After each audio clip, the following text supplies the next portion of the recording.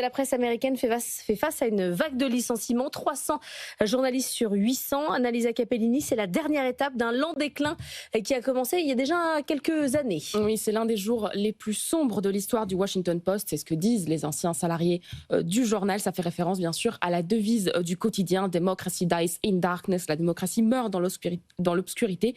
Il y a un homme qui est accusé d'avoir éteint la lumière. C'est Jeff Bezos, le propriétaire du Washington Post depuis 2013. C'est lui, déjà, qui avait bloqué un éditorial en faveur de Kamala Harris pour la présidentielle de 2024. C'est lui qui a choisi de réorienter toute la section opinion du journal vers un soutien beaucoup plus marqué à Donald Trump.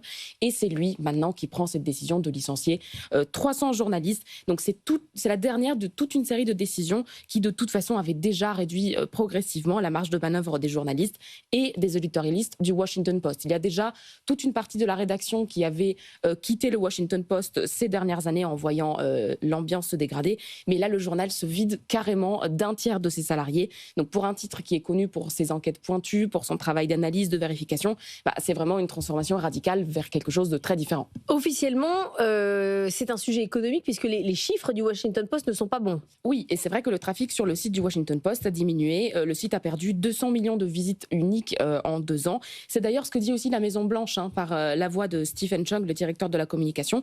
Publier des fausses informations n'est pas un modèle économique rentable, toujours avec ces pics de la part de la Maison-Blanche. Et c'est vrai qu'en général, le secteur des médias traverse une phase assez compliquée avec l'arrivée de l'intelligence artificielle qui bouscule une partie du travail journalistique. Mais peut-être que la rentabilité n'est pas vraiment la première inquiétude de Jeff Bezos, qui est l'un des hommes les plus riches de la planète. À l'époque du rachat, d'ailleurs, il avait racheté le Washington Post pour 250 millions de dollars. Il avait promis aux employés que le journal suivrait la ligne traditionnelle en cherchant la vérité et les bonnes histoires, quel qu'en soit le prix. La question, c'est la stratégie politique derrière et de savoir si Jeff Bezos est le bras armé médiatique de Donald Trump. Bien sûr, parce que parmi les licenciements, il y a le noyau dur de la section sportive qui était historique au Poste. Il y a une bonne partie des journalistes qui suivent les sujets locaux. Et puis, il y a les journalistes qui gèrent l'international, donc notamment toute l'équipe qui couvrait les sujets liés au Moyen-Orient et la correspondante en Ukraine qui, elle, a appris qu'elle était virée pendant qu'elle était sur le terrain en pleine zone de guerre. Donc, la stratégie, on le voit bien, c'est celle de couvrir surtout l'actualité politique et nationale relative aux États-Unis, ce qui sert la ligne de Donald Trump. Donc aujourd'hui, le Post continue d'exister formellement, mais ce n'est plus qu'une coquille vide. On se demande si ce nouveau Washington Post aurait, lui, dévoilé le scandale du Watergate ou si ça aurait été considéré comme anti-patriotique.